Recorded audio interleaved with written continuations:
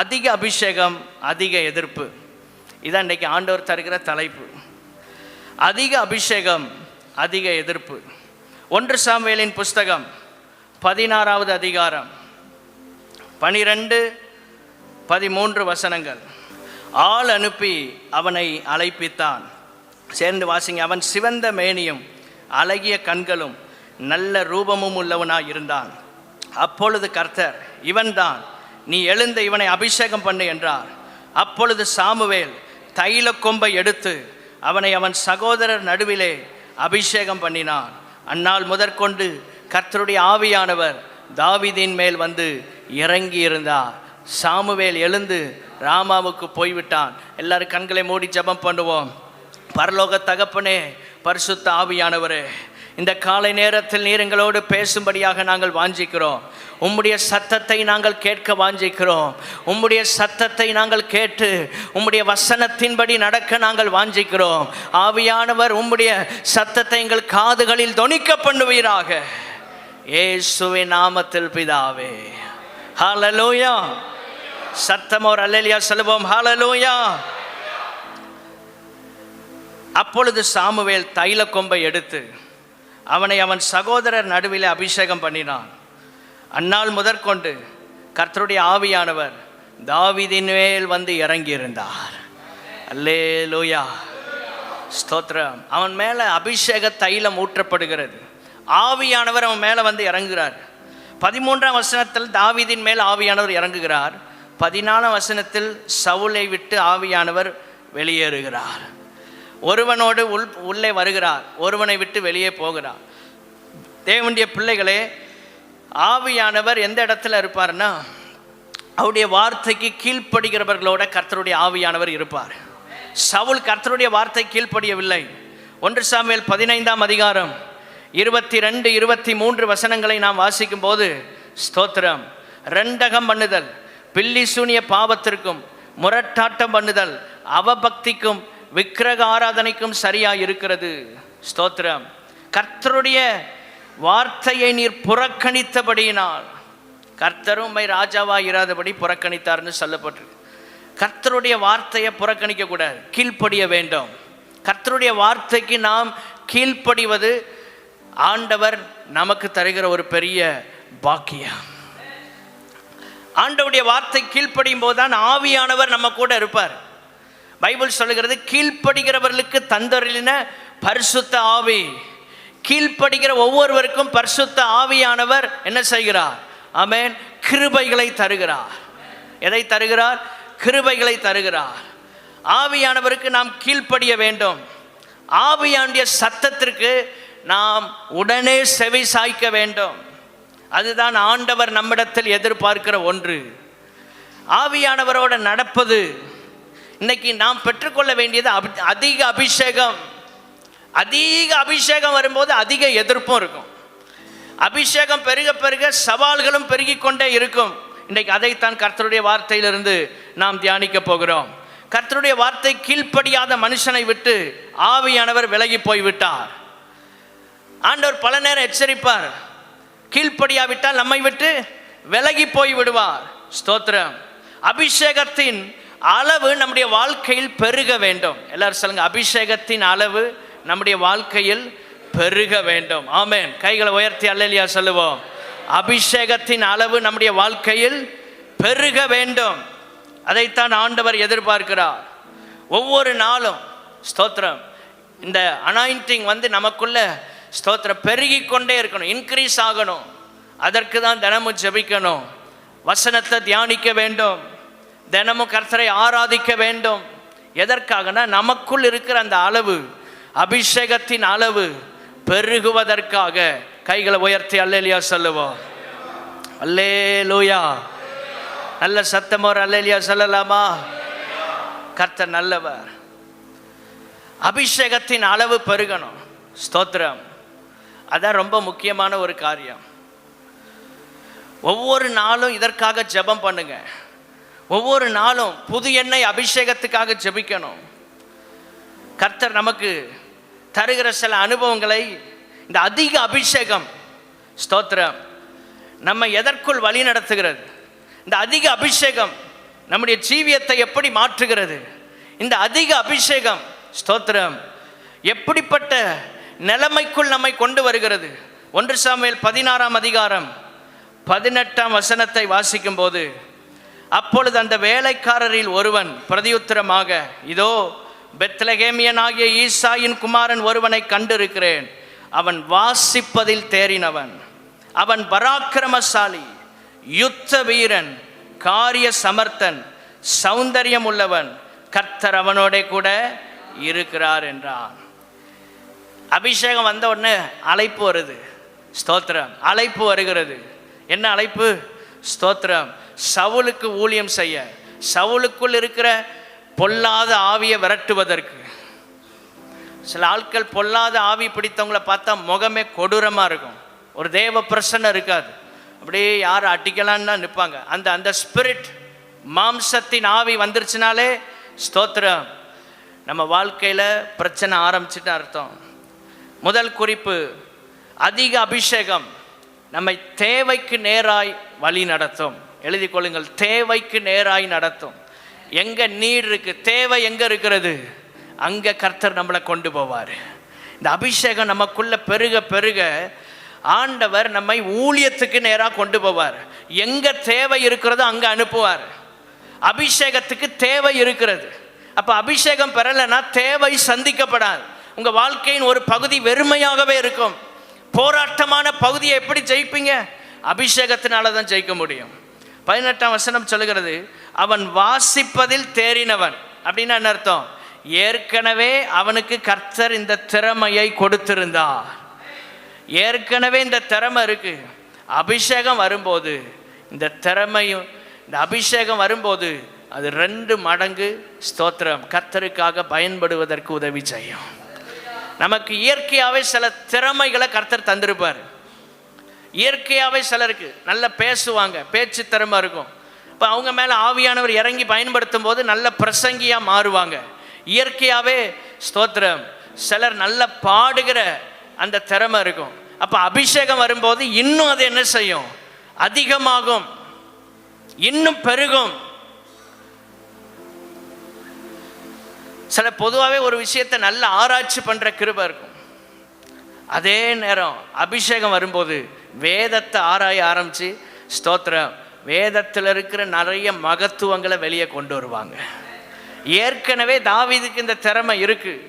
இந்த அபிஷேகம், அதிக அபிஷேகம் வரும்போது அந்த தேவைக்கு நேராக அவனை நடத்துவது மாத்திரமல்ல, இருக்கிறத இன்னும் 2 மடங்கு அதிகப்படுத்தி கொடுக்கிறது. இருக்கிற அபிஷேகத்தை இன்னும் வல்லமையாக செயல்பட வைக்கிறது. கைகளை உயர்த்தி அல்லேலூயா சொல்லுவோம். தாவீதின் கையில் தான் சவுல் ராஜாவின் விடுதலை இருக்கிறது. அல்லேலூயா. யார் கையில் இருக்கு? தாவீதின் கையில். யாருடைய விடுதலை? சவுல் ராஜாவின் விடுதலை இருக்கிறது. தாவீது இசை வாசித்தா தான் அவனுக்கு விடுதலை. ஹல்லேலூயா. தாவீது இசை வாசித்தால்தான் அவனுக்கு விடுதலை. கர்த்தருக்கு ஸ்தோத்திரம் உண்டாவதா. குறுகின வட்டத்துக்குள்ள ஒரு சின்ன பிரச்சனை, வீட்டுக்குள்ள, அரண்மனைக்குள்ள சவுலுக்கு வந்த பிரச்சனைக்கு தீர்வை கர்த்தர் இந்த அபிஷேகம் பெற்ற மனிதன் மூலமாக கொடுக்கிறார். இந்த அபிஷேகம் உங்கள் வாழ்க்கையின் பிரச்சனைகளுக்கு தீர்வை உண்டாக்கும். ஆமென். அதனால தான் அந்நிய பாஷையில் ஜபிக்கணும், பரிசுத்த ஆவியில் நிரம்பி நீங்கள் ஜபிக்கணும். ஸ்தோத்திரம். எதற்காகனா சில பிரச்சனைகளுக்கான தீர்வை நீங்கள் கண்டுபிடிக்க முடியும். ஒரு ஆமென் சொல்லுங்க. பிரச்சனைகளுக்கான தீர்வை நீங்கள் கண்டுபிடிக்க முடியும். அதுக்கு தான் ஆண்டவர் இந்த அபிஷேகத்தை தருகிறார். அதுக்கு தான் ஆண்டவர் இந்த வல்லமையை தர்றாரு. ஸ்தோத்திரம். ஒரு குறுகின வட்டத்துக்குள்ள இருக்கிற மாதிரி தெரியுது. அபிஷேகம் பெற்றாலும் ஒரு மனுஷனுக்கு தான் கர்த்தர் அவனை பிரயோஜனமாக பயன்படுத்துகிற போல தெரியுது. சவுலுக்கு போய் ஊழியம் செய்கிறான். சில நேரங்களில் ஆண்டவர் நம்மை ஒரு சின்ன வட்டத்துக்குள்ளே வச்சிருக்கிற மாதிரி இருக்கும். நாம் அதிலே கர்த்தருக்கு உண்மையாக இருக்கும்போது நம்மை கர்த்தர் பெரிய இடங்களுக்கு கொண்டு போக உண்மை உள்ளவர். ஆமென். ஸ்தோத்திரம். தாவீதின் கையில் இருக்கு சவுலோட விடுதலை. கர்த்தர் அவன் கூட இருக்கிறாரு. ஸ்தோத்திரம். தேவைக்கு நேராய் நடத்துகிறது தான் இந்த அபிஷேகம். 2வது குறிப்பு 1 சாமுவேல் 16:19. அப்பொழுது சவுல் ஈசாயின் இடத்தில் ஆட்களை அனுப்பி ஆட்டு மந்தையில் இருக்கிற உன் குமாரனாகிய தாவீதை என்னிடத்தில் அனுப்பு. ஸ்தோத்திரம். என்னிடத்தில் அனுப்பு என்று சொல்லுகிறான். ஸ்தோத்திரம். என்கிட்ட அனுப்புப்பா. எங்கிருந்து? ஆட்டு மந்தையில் இருக்கிறவனை அரண்மனைக்கு அனுப்ப சொல்கிறான். ராஜாவை தேடி அனுப்ப சொல்லுகிறான். ரெண்டாவது, இந்த அதிக அபிஷேகம் ஸ்தோத்திரம் நம்மை உயர்த்துகிறது. ரெண்டாவது குறிப்பு, நம்மை உயர்த்துகிறது. ஆட்டு மந்தையிலிருந்து டைரக்டாக அரண்மனைக்குள்ளே போகிறதுக்கு ப்ரமோஷன். ஸ்தோத்திரம். ஏற்கனவே இவன் இசை வாசிக்கிறதெல்லாம் எங்கே? சாதா காட்டுக்குள்ளே, ஆட்டு மந்தையில், வீட்டுக்குள்ளே, வனாந்தரத்தில் அப்படி தான் இன்ஸ்ட்ருமெண்ட் வச்சு என்ன செஞ்சான்? பாட்டு பாடி ஆராதிச்சான். இப்போ ஆண்டவர் அவனை எங்கே உயர்த்துறாரு? அரண்மனைக்கு கொண்டு போகிறாரு. உங்கள் வாழ்க்கையில் இந்த அபிஷேகம் உங்களுக்கு இருந்தால் கர்த்தர் உங்களை உயர்த்தி கொண்டே இருப்பார். உங்களை உயர்த்தி கொண்டே இருப்பார். உங்கள் தேவைகள், உங்கள் பிரச்சனைகள் எதுவாக இருந்தாலும் கர்த்தர் அதை சந்திக்க வல்லமை உள்ளவர். கைகளை உயர்த்தி அல்லேலியா சொல்லுங்க. ஆமென், ஹல்லேலூயா. உயர்த்துகிற அபிஷேகம். 92ஆம் சங்கீதம் 10வது வசனம்.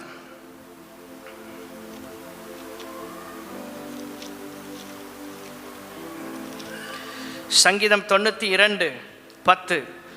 என் கொம்பை காண்டாமிருகத்தின் கொம்பை போல உயர்த்துவீர், புது எண்ணெயால் அபிஷேகம் பண்ணப்படுகிறேன். எல்லாரும் சொல்லுங்க. என் கொம்பை காண்டாமிருகத்தின் கொம்பை போல உயர்த்துகிறீர், புது எண்ணெயால்.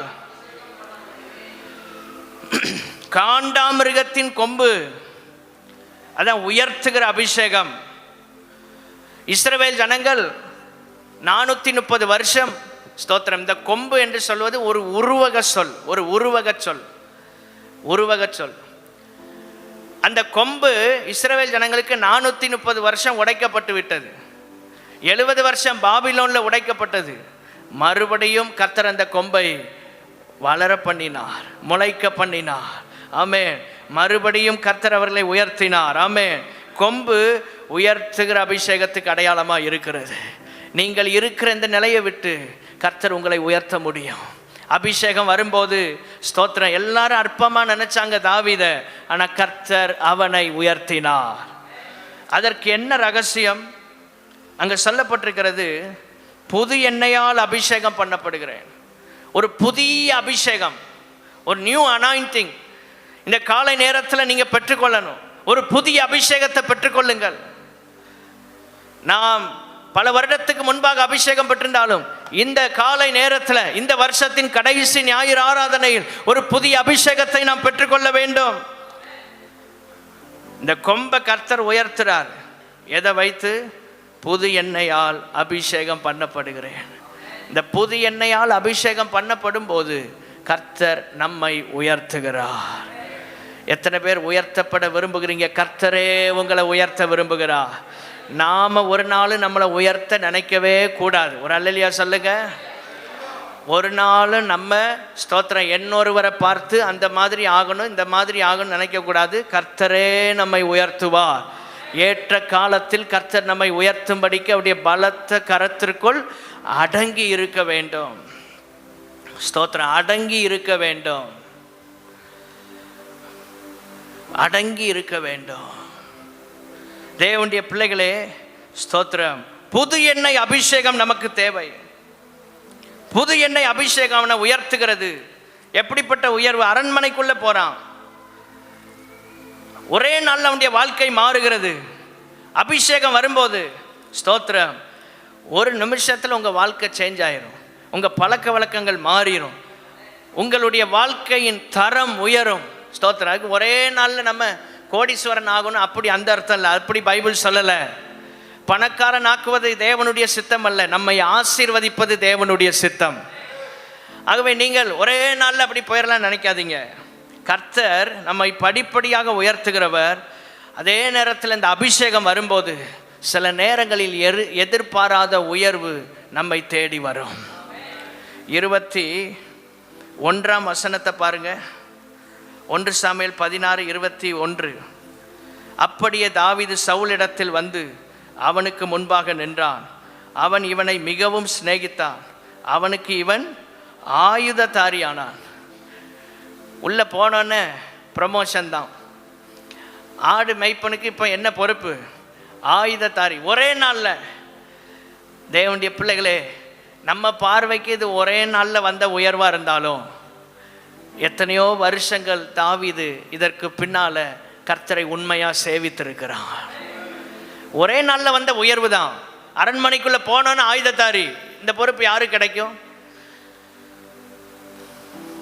ஆனால் பல வருடங்கள் அவனுடைய உண்மை தன்மையை ஆண்டவர் பார்த்து இந்த உயர்வை கர்த்தர் கட்டளையிடுகிறார்.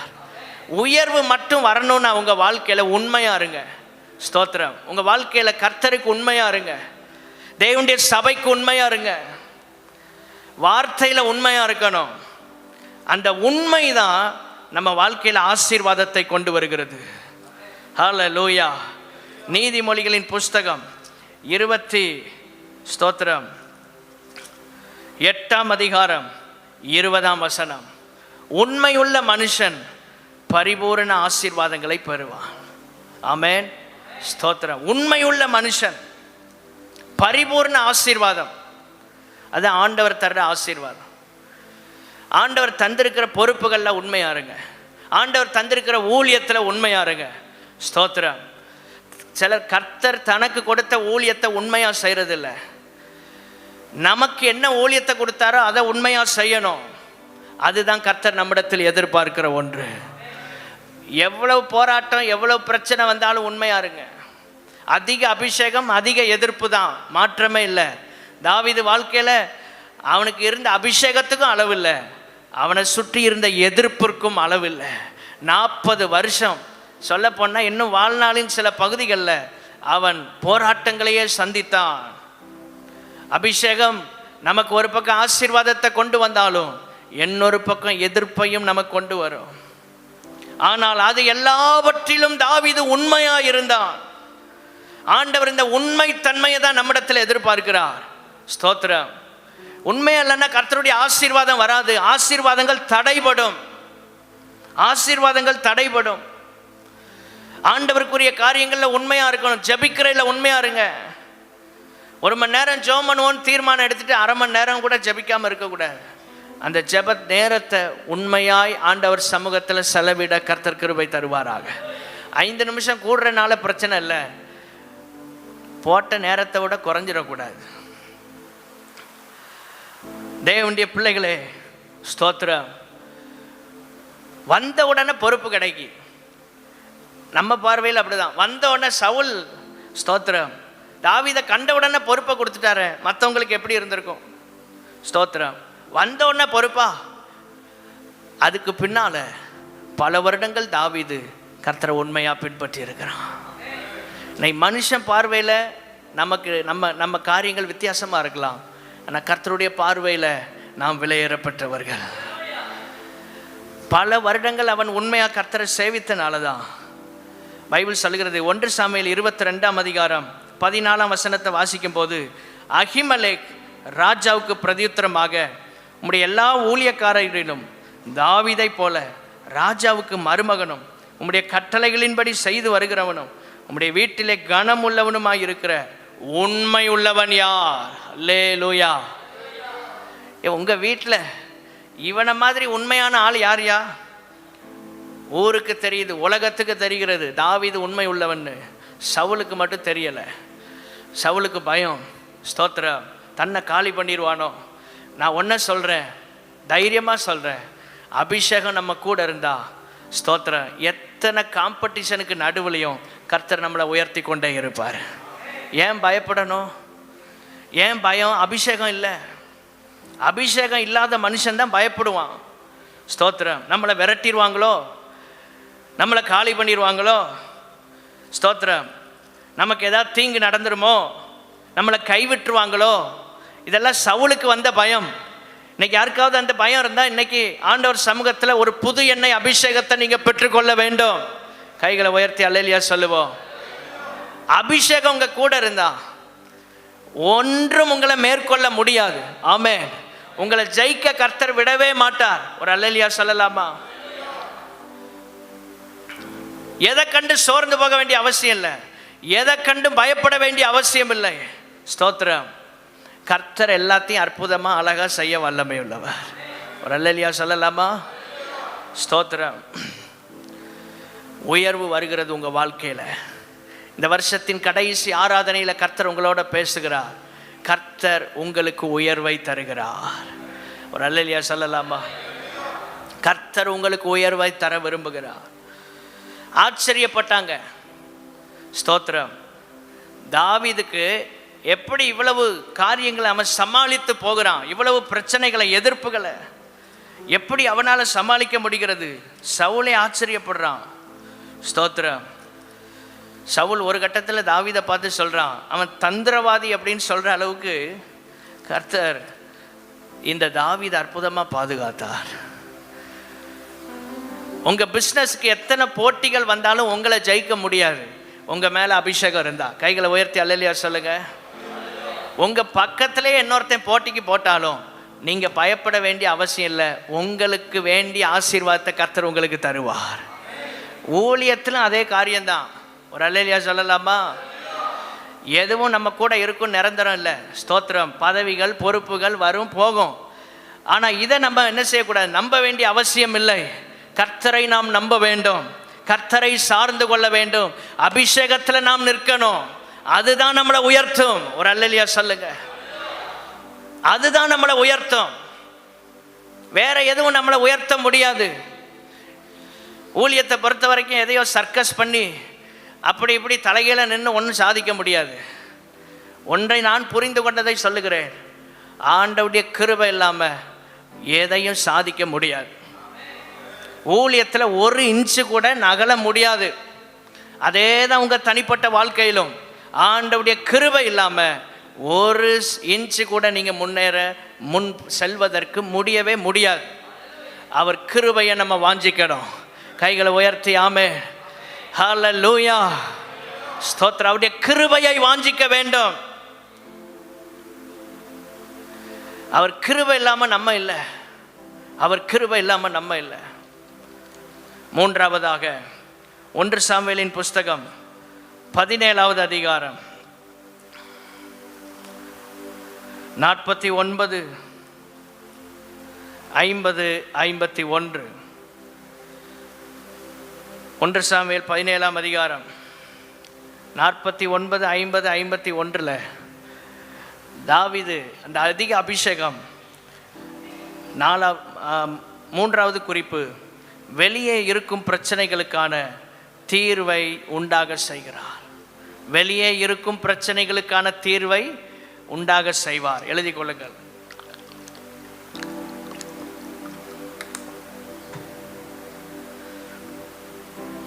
வெளியே இருக்கும் பிரச்சனைகளுக்கான தீர்வை உண்டாக செய்வார். ஒரு அல்லேலூயா சொல்லலாமா?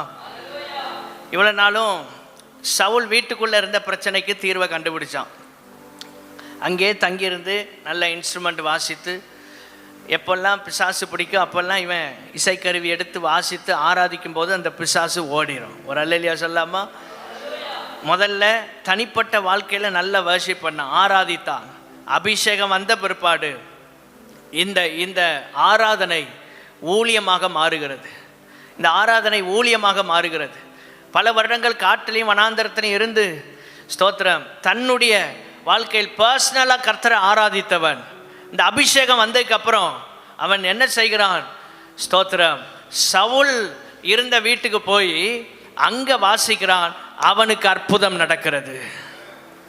ஆமென். அவனுக்கு அற்புதம் நடக்கிறது. அவனுக்கு சுகம் உண்டாகிறது. 1 சாமுவேல் 16ஆம் அதிகாரம் கடைசி வசனத்தில் அதைத்தான் வாசிக்கிறோம். தேவனால் விடப்பட்ட ஆவி சவுலை பிடிக்கும்போது தாவீது சுரமண்டலத்தை எடுத்து தன் கையினால் வாசிப்பான். அதனாலே பொல்லாத ஆவி அவனை விட்டு நீங்க சவுல் ஆறுதல் அடைந்து சொஸ்தமாவான். சவுல் ஆறுதல் அடைந்து, சத்தமாக சொல்லுங்க, சவுல் ஆறுதல் அடைந்து சொஸ்தமாவான். ஸ்தோத்திரம். வெளியே இருக்கும் பிரச்சனைகளுக்கான ஒரு தீர்வு கர்த்தரை அதை இவனை ஒவ்வொரு இடமா ஆண்டவர் வெளிச்சத்துக்கு கொண்டு வர்றார். மறைமுகமாக இருந்தவனை ஸ்தோத்திரம் யாருக்கும் தெரியாம ஊழியத்தில் மறைமுகமாக இருக்கிறான். கர்த்தரே அவனை என்ன செய்கிறார்? வெளியே கொண்டு வருகிறார். கைகளை உயர்த்தி அல்லேலூயா சொல்லுவோம். 40 நாள் பிரச்சனை தீரவே இல்லை. 40 டேஸா இந்த கோலியாத் வந்து நிந்தித்து கொண்டிருக்கிறான், ஜனங்களை தேவனை தூஷிக்கிறான். 1 சாமுவேல் 17ஆம் அதிகாரத்தில் அதை வாசிக்கிறோம், 16ஆம் வசனம். 40 நாள் காலையிலையும் சாயங்காலம் வந்து ஓயாத பிரச்சனை, ஓயாத சண்டை. அவன் சொல்ற ஒரே காரியம் 1 சாமுவேல் 17:8, உங்களில் ஒருவனை தெரிந்து கொள்ளுங்கள், அவன் என்னிடத்தில் வரட்டும். இன்னைக்கு கர்த்தர் உங்களோட பேசுகிற காரியம் என்னன்னா, தேவனுடைய பிள்ளைகள், இந்த அதிக அபிஷேகம் உங்கள் வாழ்க்கையில் வரும்போது ஸ்தோத்திரம், சத்ரு ஒரு பெருங்கூட்டத்தை அழிப்பதற்கு, ஒரு பெரிய கூட்டத்தை சிறைப்பிடிப்பதற்கு ஒரு மனுஷனை தான் கர்த்தர் பிசாசு கையில் எடுக்கிறான். ஒரு பெரிய தேசத்துக்கு ரட்சிப்பை கொண்டு வருவதற்கு, ஒரு சீரியா தேசத்தையே ரட்சிப்புக்குள் நடத்துவதற்கு கர்த்தர் ஒரு சிறு பெண் அங்கே கையில் எடுத்த மாதிரி, முழு இஸ்ரவேலுக்கும் தோல்வியை கொண்டு வருவதற்கு பிசாசு ஒரு மனுஷனை கையில் எடுக்க விரும்புகிறான். ஒரு மனுஷனை கூப்பிடுறான், யாரா ஒருத்தர் வாங்க, என்ன ஜெயித்தா நாங்கள்லாம் உங்களுக்கு அடிமை, நாங்கள் ஜெயித்தா நீங்கள்லாம் அடிமை. அப்போ என்ன சொல்ல வருகிறார் இங்கே வேதம்? என்ன சொல்லுகிறது என்றால், ஒரே ஒருவனுடைய செயலினால் முழு சபைக்கும் குடும்பத்துக்கும் வெற்றியும் தோல்வியும் தீர்மானிக்கப்படுகிறது. ஒரு செத்தையை பரிமள தைலக்காரனுடைய ஸ்தோத்திரம் தைலம் அனைத்தையும் கெட்டு நாறி போக பண்ணும். ஆமென், ஸ்தோத்திரம். நம்ம சாட்சி இல்லாம வாழ்ந்தோம்னா நம்ம வாழ்க்கை அநேகரை பாதிக்கும். சாட்சி இல்லாம வாழக்கூடாது. ஸ்தோத்திரம். சாட்சி இல்லாத ஜீவியம், சாட்சி இல்லாத வாழ்க்கை பிரயோஜனம் இல்லாம இருக்கும். சாட்சியா இருந்தா தான் சாட்சி சொல்ல முடியும். அப்போ ஒருவன் வெற்றியையும் தோல்வியையும் தீர்மானிக்கிறவனாக நிற்கிறான். அது யார்? அங்க கோலியாத்து. இந்த பக்கத்துல ஒருத்தரும் வர்றதுக்கு ஆள் இல்லை, சவாலை எதிர்கொள்றதுக்கு ஆட்கள் இல்லை, திறப்புல நின்று ஜெபிக்க பிசாசை துரத்துவதற்கு ஒருத்தர் கூட இல்லை இஸ்ரவேல்ல. ஒரே ஒருத்தன் வந்தான், அவன் தான் தாவீது.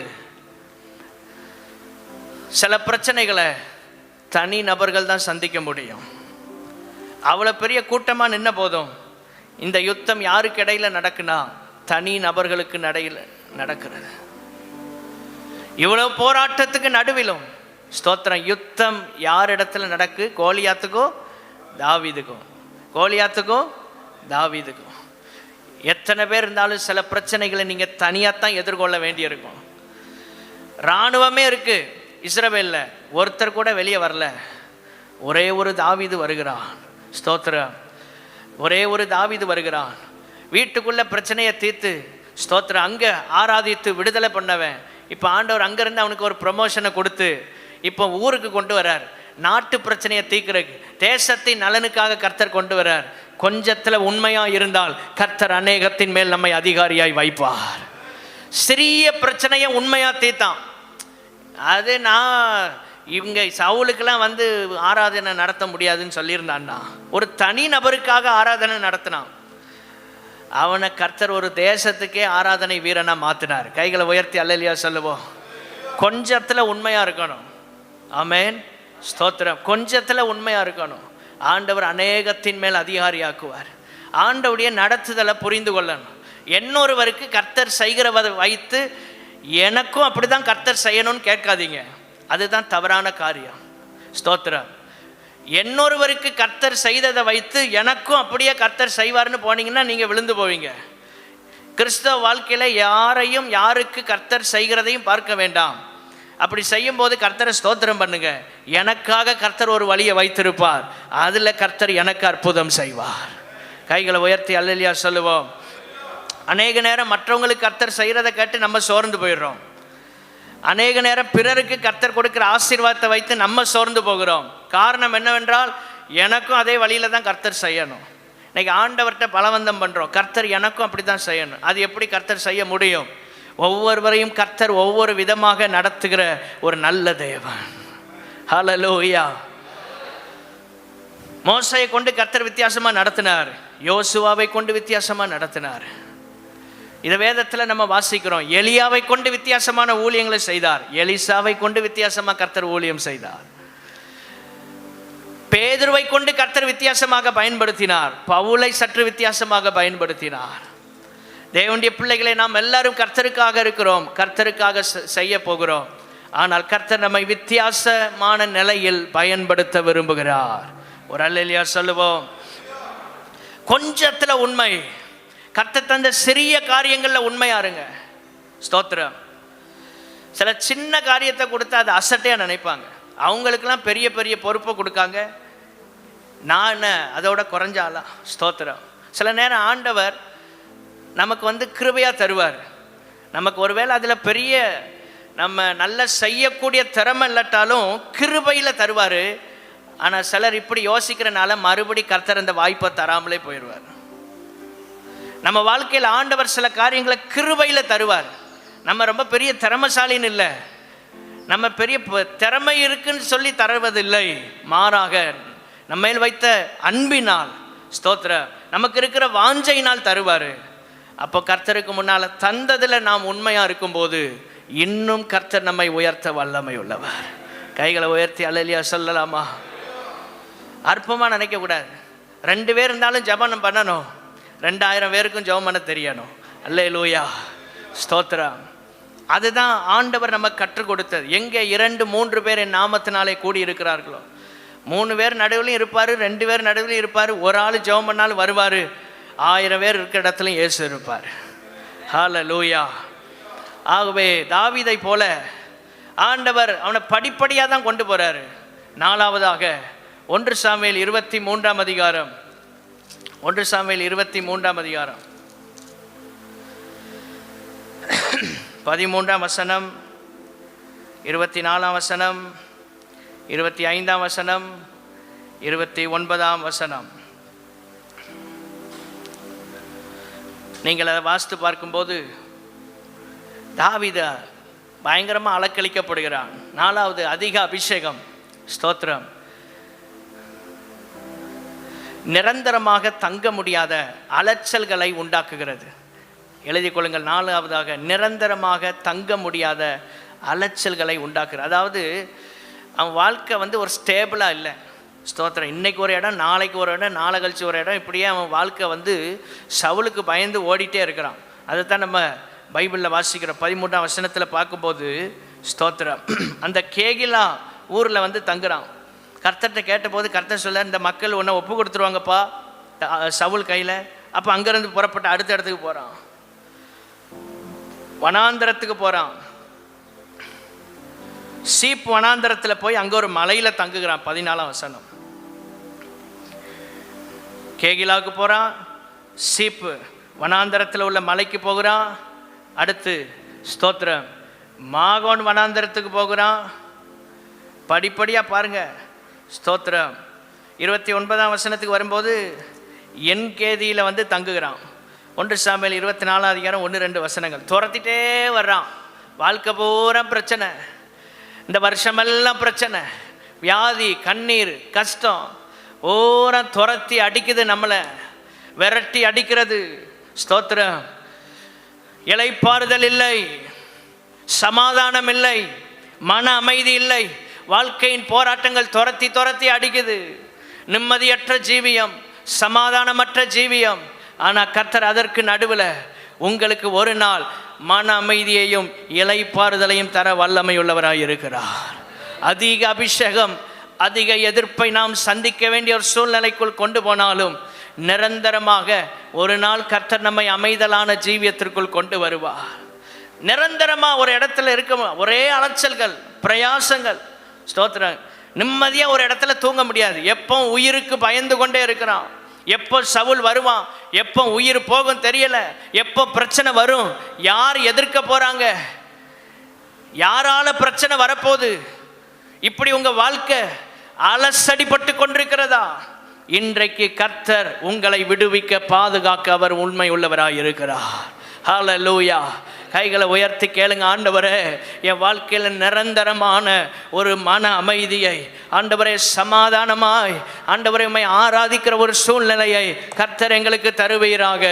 ஒரே பற்றாக்குறை, இல்லாமை, தேவைகள், பிரச்சனைகள், போராட்டங்கள் இப்படி எங்கள் வாழ்க்கையில் சுற்றி சுழந்து அடித்து கொண்டிருக்கிறது.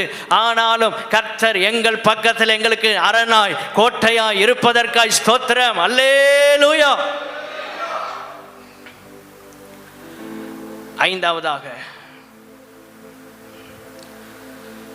1 சாமுவேல் 30ஆம் அதிகாரம் 1-2 வசனங்களுக்கு வரும்போது, சிக்லாக்கில் வந்து தாவீதும் அவனோடு கூட இருந்தவங்களும் பார்த்தபோது ஒன்றுமே இல்லை. மனைவி, பிள்ளைகள், ஆஸ்தி, சொத்து ஒன்றும் காணும், எல்லாம் காணாமல் போச்சு. ஐந்தாவதாக அதிக அபிஷேகம், ஸ்தோத்திரம், அதிக எதிர்ப்பும். இப்போ எங்கே கொண்டு போகுதுன்னா, இழந்ததை மீட்டெடுப்பதற்காக ஓடுகிறான். இழந்ததை மீட்டெடுப்பதற்காக ஓடுதல். உங்கள் வாழ்க்கையில் எதையெல்லாம் இழந்து போனீங்களோ திரும்ப மீட்டெடுக்க கர்த்தர் இன்னைக்கு உங்களுக்கு கிருபை தர போறார்.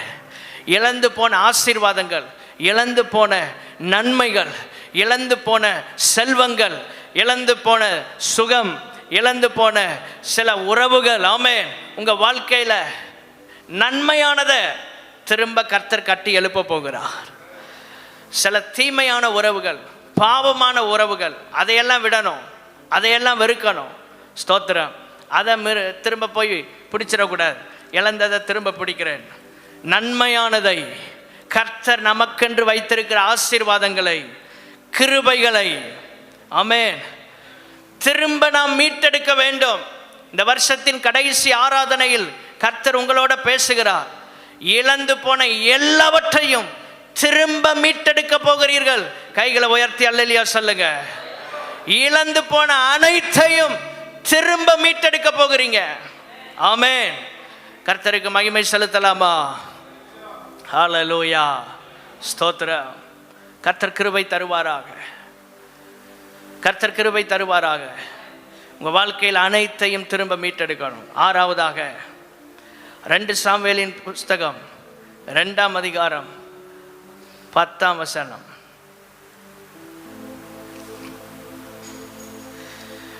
படிப்படியாக உயர் வந்த போல தெரிஞ்சுது. ஆனால் ஒரு இடத்துல வரும்போது கர்த்தர் சொன்னது நிறைவேறாது போல இருக்கு. சவுல் மரித்த பிற்பாடு தாவீது அரியணை ஏற முடியாமல் போச்சு. ஸ்தோத்திரம். என்ன நடந்தது அங்கே பாருங்க. யூதா கோத்திரம் மாத்திரம் தாவீதை பின்பற்றினார்கள். ஆறாவதாக இந்த அதிக அபிஷேகம், ஸ்தோத்திரம். ஒரு பக்கம் அதிக எதிர்ப்பு. ஆறாவது குறிப்பு, கொஞ்சத்தை அவன் கையில் கர்த்தர் பொறுப்பாக கொடுக்கிறார். கொஞ்சத்தை. ஆண்டவரே, இவ்வளவு தூரம் ஸ்டெப் பை ஸ்டெப்பாக உயர்த்தி கடைசியில் கொண்டு வந்து இந்த இடத்துல உயர்த்த வேண்டிய இடத்துல ஸ்டாப் பண்ணிட்டாரு. அடுத்த உயர்வு வர வேண்டிய இடத்துல நிறுத்தி வச்சிருக்கிறாரு. ஸ்தோத்திரம்.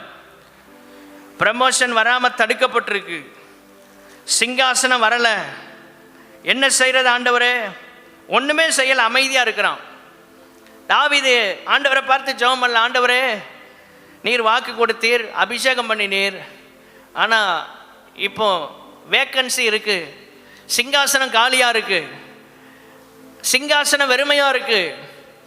ஆனா ஏன் அங்க கொண்டு போகல? சில நேரங்களில் வெறுமையாக்கப்பட்ட நிலையில் இருந்தாலும், ஸ்தோத்திரம், நம்முடைய தேவை இருக்க வேண்டிய இடத்தில் நாம் இல்லாமல் இருந்தாலும், அவசியங்களின் நடுவில் நாம் அதில் இல்லாமல் இருந்தாலும், கர்த்தர் எல்லாவற்றையும் ஒரு நோக்கத்தோடு செய்கிற ஆண்டவர். ஆண்டவர் 12 கோத்திரத்தை அவன் கையில் முதல்ல கொடுக்கல, ஒரே ஒரு கோத்திரத்தை மட்டும்தான் அவன் கையில் கொடுத்தார். சில நேரங்களில் ஒவ்வொரு படியாக உயர்த்து வரும்போது அடுத்த நிலையில் கர்த்தர் நம்மளை உயர்த்துவதற்கு பதிலாக ஆண்டவர் ஒரு ஸ்டாப் பண்ண மாதிரி, ஒரு பாஸ் பண்ணி வச்ச மாதிரி சில விஷயங்களை வைத்திருக்கலாம்.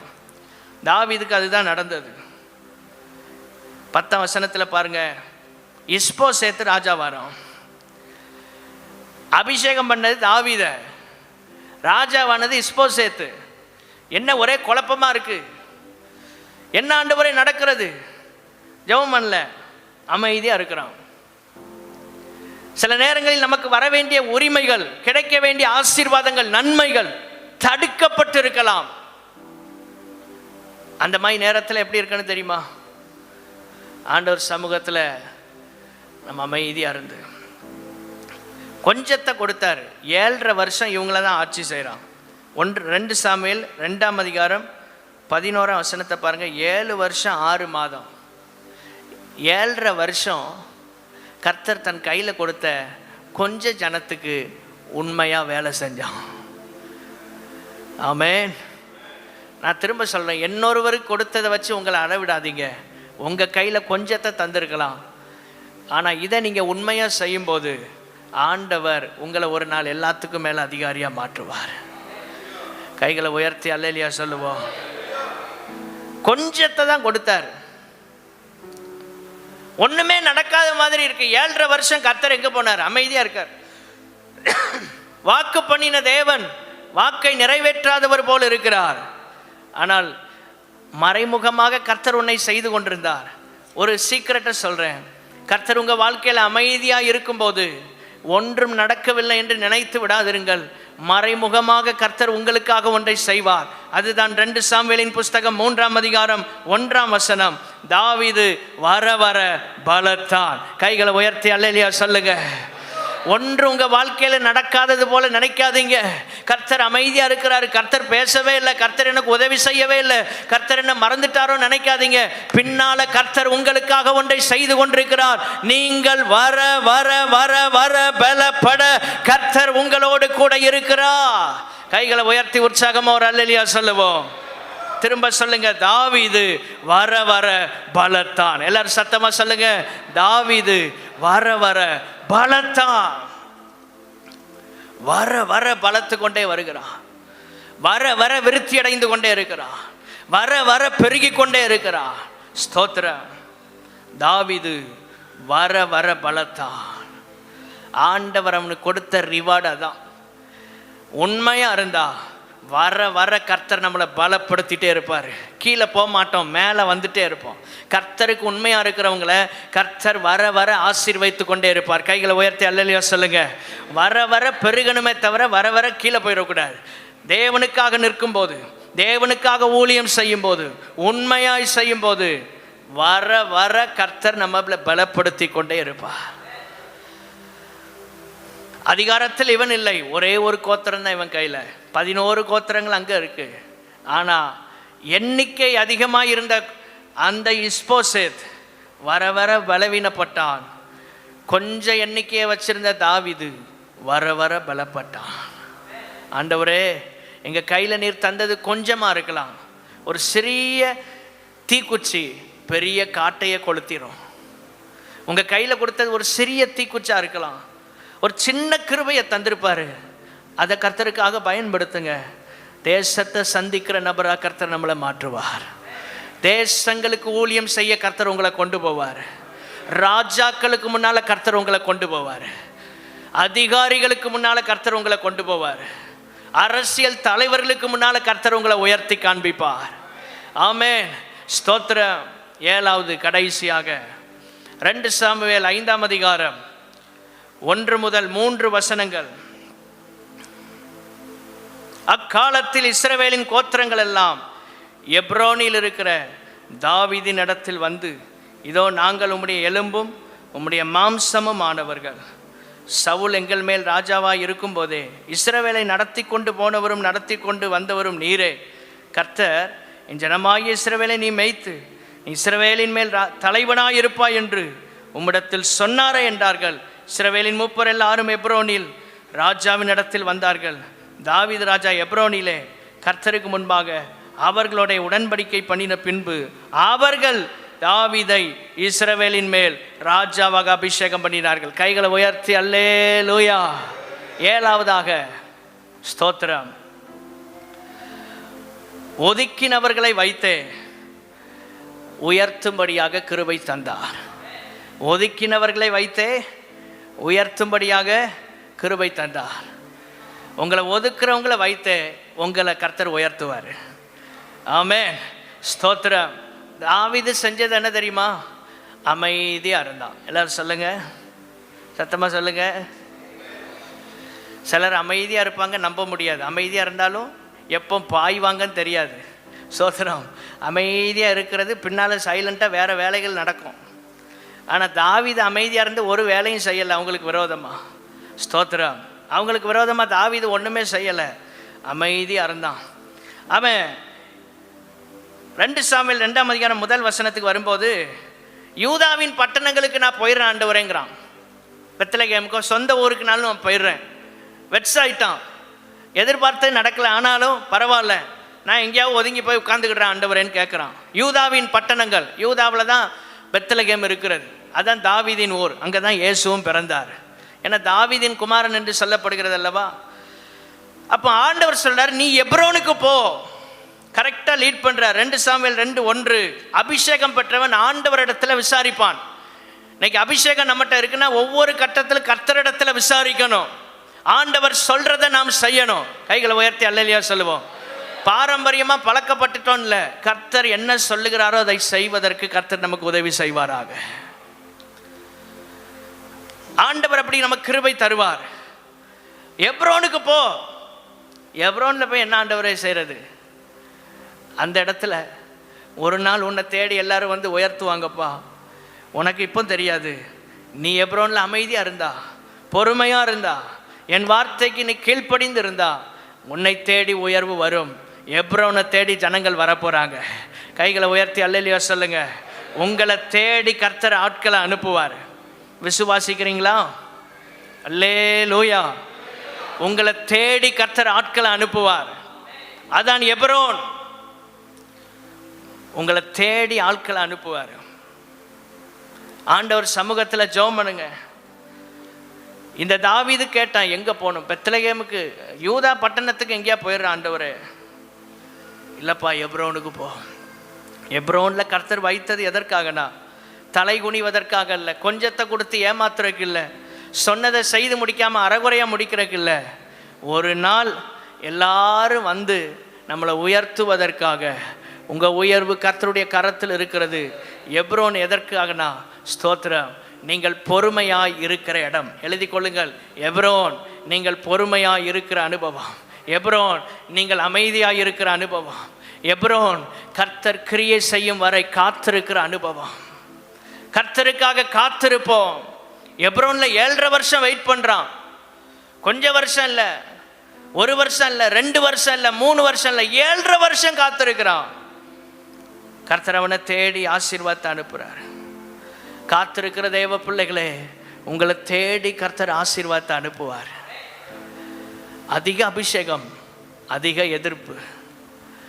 அபிஷேகம் அந்த லெவல் இன்க்ரீஸ் ஆக எதிர்ப்பும் கூடிட்டே தான் இருக்கும், போராட்டங்களும் அதிகமாயிட்டே தான் இருக்கும். ஆனால் நீங்கள் எப்ரோனில் இருங்க. அதான் தேவ சித்தம். எல்லாரும் சொல்லுங்க, நாம் எப்ரோனில் இருப்பது தேவ சித்தம், நாம் சபையில் இருப்பது தேவ சித்தம். ஹல்லேலூயா. கர்த்தர் ஒரு நாள் நம்மை உயர்த்துவார். கர்த்தர் ஒரு நாள் நம்மை உயர்த்துவார். கர்த்தர் ஒரு நாள் நம்மை ஆசீர்வதிப்பார். ஸ்தோத்திரம். நம்முடைய உயர்வு கர்த்தருடைய கரத்தில் இருக்கிறது. நம்முடைய உயர்வு, சத்தமாக சொல்லுங்க, கர்த்தருடைய கரத்தில் இருக்கிறது. நம்முடைய உயர்வு சாதாரண மனுஷனாக இருந்தான், ஸ்தோத்திரம், ஆடு மேய்க்கிறவனாக இருந்தான், கர்த்தர் அவனை தூக்கி அரண்மனையில் வைக்கிறாரு. ஹல்லேலூயா. எல்லாரும் நினச்சாங்க, இவனுக்கு எப்படி ஒரு அனுபவம் இல்லை, எக்ஸ்பீரியன்ஸ் இல்லை. அபிஷேகம் இருந்தால் போதும், கர்த்தர் ஒவ்வொரு காரியத்தையும் எப்படி செய்யணும்னு கரெக்டாக நடத்துவார். ஆனால் ஒன்று, கடைசி வரை அந்த அபிஷேகத்தில் கர்த்தரை சார்ந்து இருக்கணும். அபிஷேகம் இருக்கு, நாம முடிவெடுத்தோன்னா சிக்கலாயிரும். கடைசி வரை ஆண்டவரை சார்ந்து கொள்ளணும். அவன் வாழ்க்கை ரொம்ப பியூட்டிஃபுல்லாக இருக்கும். தாவீது வாழ்க்கையை அதிகமாக தியானம் பண்ணி பாருங்க. ஆண்டவருடைய அன்பு அதிகமாக ருசிக்க முடியும், அதிகமாக ருசிக்க முடியும். சாதாரண நிலையில் இருந்த ஒரு மனுஷனை கர்த்தர் சிங்காசனத்துக்கு உயர்த்துகிறார். ஆமென். ஆயுததாரியாக இருந்தான், அவனை கர்த்தர் ராஜாவாக உயர்த்துறார். சாதாரண நிலையில் உங்கள் வாழ்க்கை இருக்கலாங்க. உங்கள் குடும்பம் ஒரு லெவலுக்கு மேலே உங்களை கொண்டு வராமல் விட்டுருக்கலாம், உங்கள் வளர்ச்சியை அப்படியே விட்டுருக்கலாம். ஆனால் கர்த்தர் விட மாட்டார். தாவீதை குடும்பம் விட்டுருச்சு. ஸ்தோத்திரம். குடும்பம் விட்டுருச்சு, யாரும் பெருசாக கண்டுக்கிடலை. தாவீதுன்னு அவன் ஆடு மேய்ப்பான், மற்ற எல்லாம் இராணுவத்தில் இருக்காங்க, அவனை யாரும் பெருசாக நினைக்கல. ஸ்தோத்திரம். ஆனால் கர்த்தர் ஒரு நாள் அவனை உயர்த்தினார். கைகளை உயர்த்தி அல்லேலியா சொல்லலாமா? கைகளை உயர்த்தி ஒரு அல்லேலியா சொல்லலாமா? ஸ்தோத்திரம். கர்த்தர் ஒரு நாள் அவனை உயர்த்துறார். அதான் தாவீதின் மேல் ஆண்டவர் வைத்த கிருபை. உங்களை உயர்த்த கர்த்தரால் முடியும். கைகளை உயர்த்தி சொல்லுங்க, என்னை உயர்த்த கர்த்தரால் முடியும். கர்த்தருடைய கரத்தில் நான் இருக்கிறேன், கர்த்தருடைய கரத்தில் நான் இருக்கிறேன். ஆமே. உங்களை நிச்சயமாக உயர்த்துவாருங்க. இழந்ததை மீட்டெடுக்க கர்த்தர் கிருபை தருவார். உங்களை ஒதுக்குனவங்களே உங்களை உயர்த்தத்தக்கதாக எப்ரோனில் இருங்க. ஆண்டவர் சித்தத்துக்குள்ளே நில்லுங்க, அதுக்கு வெளியே போயிடாதீங்க. தேவ சபைக்குள்ளே நில்லுங்க, தேவனுடைய ஊழியத்தில் நிலைச்சு நிற்கணும். தேவன் தந்த காரியத்தில் உண்மையாருங்க. ஸ்தோத்திரம். எவ்வளவு பொறுப்பு, எவ்வளவு போராட்டங்கள் வந்தாலும், எவ்வளவு பிரச்சனைகள் வந்தாலும் கர்த்தருடைய சமூகத்தில் நில்லுங்க. புது எண்ணெயினால் அபிஷேகம் பண்ணப்படணும். புது எண்ணெய் அபிஷேகம், அதான் உயர்த்துகிற அபிஷேகம். காண்டாமிருகத்தின் கொம்பை போல ஆண்டவர் நம்மை உயர்த்த விரும்புகிறார். கைகளை உயர்த்தி அந்த கிருபை ஆண்டவர் நமக்கு தருவாராக. அந்த கிருபை ஆண்டவர் நமக்கு தருவாராக. ஸ்தோத்திரம். உயர்த்தப்படும் போது தான் பிரச்சனை வருது தாவீதுக்கு. அது வரைக்கும் பிரச்சனையே இல்லை. அரண்மனையில் போய் நல்லா மியூசிக் வாசித்து பாட்டு பாடிட்டு இருக்கிற வரைக்கும் என்ன இல்லை, பிரச்சனையே இல்லை. சவுல் அடித்து கொண்டான், கோலியாத்தை அடித்து கொன்றான். அப்போ தான் பிரச்சனை ஆரம்பிக்கிறது. தாவீதின் வெற்றிக்கு பின்பாக வந்த சோதனை. 1 சாமுவேல் 18ஆம் அதிகாரம் 7, 8, 9 வசனங்கள். ஸ்தோத்திரம். 1 சாமுவேல் 18ஆம் அதிகாரம் 7, 8, 9 வசனங்கள். அந்த ஸ்திரீகள் ஆடி பாடி பாட்டு பாடி, சவுல் கொன்றது 1000, தாவீது கொன்றது 10,000ன்னு பாட்டு பாடிட்டாங்க. தாவீதின் வெற்றிக்கு பின்னால் ஒரு சோதனை வருது. உங்கள் உயர்வு, உங்கள் மேன்மை, உங்கள் ஆசீர்வாதத்துக்கு பின்னால் என்ன வரும்? சத்தமாக சொல்லுங்க, சோதனை வரும். ஆடு மேய்ச்சிட்டு இருந்தவன் சவுல் நம்பலை. ஆடு மேய்த்து கொண்டிருந்தவன் எப்படியா ராஜாவா, எப்படி கோலியாத்தை கொன்னான்? நம்ப முடியாத சீக்கிரட்டாக இருக்க, அவனால் நம்பவே முடியலை.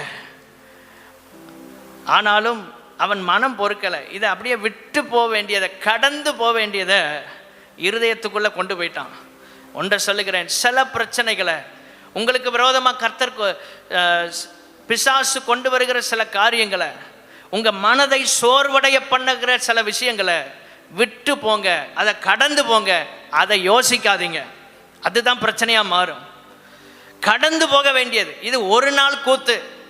தாவீது அன்னைக்கு ஒரு நாள் தான் அவன் எல்லாராலையும் போற்றப்படுவான். ஆனால் நித்தமும் 40 வருஷமும் போற்றப்பட்டது சவுல் ராஜா தான். ஒரு அல்லேலியா சொல்லுங்க. கர்த்தர் வைத்த நாள் வரைக்கும் கர்த்தர் நம்மளை நிச்சயமாக பயன்படுத்துவார், ஆசீர்வதிப்பார். அல்லேலூயா. பயப்படவே வேண்டாங்க.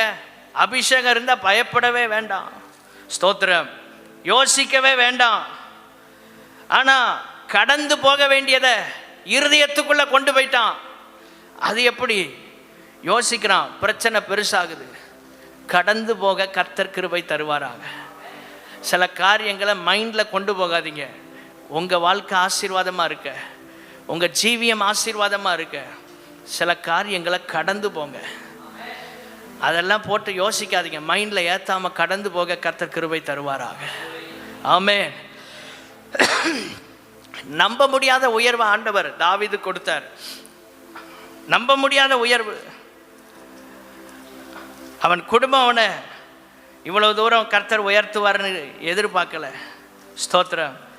இவ்வளவு தூரம் இவனுக்கு பெரிய பெரிய ஆசீர்வாதங்கள் வரும் என்று யாரும் நினச்சி பார்க்கல. ஆனால் கர்த்தர் அவனை உயர்த்த சித்தமாயிருந்தார். ஆமென். ஆயுததாரியாவே அவன் வாழ்க்கையை முடிக்கலை. கர்த்தர் அவனை ராஜாவாக கொண்டு வந்தார். அபிஷேகம். ஸ்தோத்திரம். ஒரு நாள் நிச்சயம் உங்களை அடைய வேண்டிய இலக்கை அடைய வைக்கும். அபிஷேகம் அப்படி வெறுமனே திரும்ப போகாது. ஸ்தோத்திரம். தாவீதோடு இருந்த அபிஷேகம் அவனை வெறுமையாக அனுப்பலைங்க. பெரிய ஆசீர்வாதத்தை சுதந்திரிக்கிற வரைக்கும் ஆவியானவர் அவன் கூடவே இருந்தார். கடைசி மட்டும் அவன் கூட கர்த்தர் இருந்தார். எத்தனை பேர் விசுவாசிக்கிறீங்க? ஆமே. நம்ம கூட கர்த்தர் கடைசி மட்டும் இருப்பாராக.